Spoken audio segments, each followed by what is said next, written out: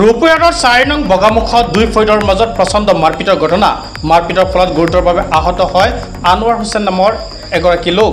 মফিজুদ্দিনৰ লগত কেইবাজন লোকে আনোৱাৰ হুছেইন আৰু তেওঁৰ পত্নীক মাৰপিট কৰাৰ এক গুৰুতৰ অভিযোগ উত্থাপিত হৈছে।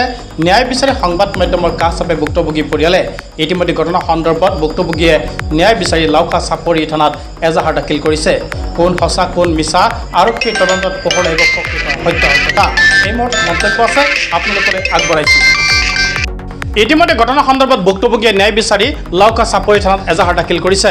প্ৰকৃততে কোন সঁচা আৰু কোন মিছা আৰক্ষী তদন্তত পোহৰলৈ আহিব প্ৰকৃত সত্যতা এই মুহূৰ্তত মন্তব্য আছে আপোনালোকলৈ আগবঢ়াইছোঁ।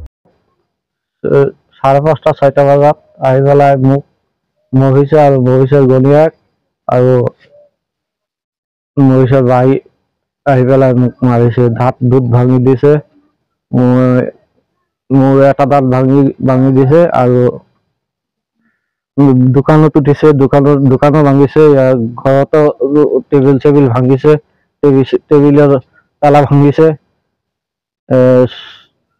70-75 টকা আছিলে, সেইখিনি টকা লৈ গৈছে।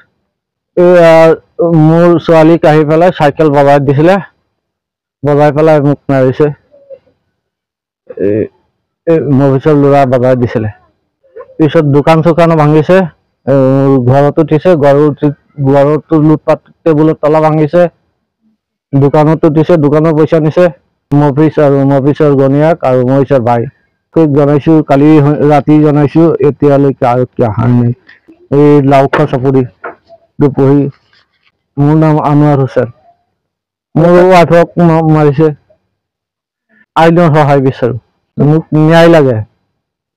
মূৰত মাৰিছে, মুখত মাৰিছে, ভৰিত, এইফালে হেৰিত, গাত মাৰিছে আৰু তেখেতক মাৰিছে 4 নং বগামুখ একদম ভাঙি পেলাইছে। পিছত আজি নগাঁৱত গৈছিলো, মুখলিত দাঁতটো বহাই দিছে আৰু মেডিচিন দিছে আৰু চিকিৎসা এক্সাৰ কৰিবলৈ দিছে। পৰীক্ষা বহুত আছে কৰিবলৈ দিছে, আজি কৰিব নোৱাৰিলে সময়ৰ অভাৱ।